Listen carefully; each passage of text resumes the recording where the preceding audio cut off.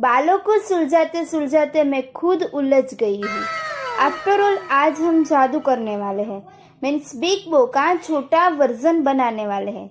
जादू भी बहुत उलझा हुआ है मेरी जिंदगी की तरह। मेरा मतलब है कि स्मॉल बो एयरिंग बनाने वाले हैं, जिसके लिए हमें कोई भी क्लॉथ लेना है, उसे स्क्वायर में कट कर लेना है, अपर पार्ट को बो का शेप देना है और थ्रेड से कवर करना है।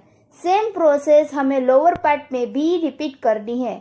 फिर दोनों पार्ट को अटैच करने के लिए हम थ्रेड का यूज करेंगे। बो को इनहेंस करने के लिए हम उसमें व्हाइट बीड्स ग्लू करेंगे, एयरिंग स्टैंड ग्लू करेंगे। एक से कम नहीं चलेगा, इसलिए हम दूसरा भी बना लेंगे और हमारी कला को दिखा देंगे।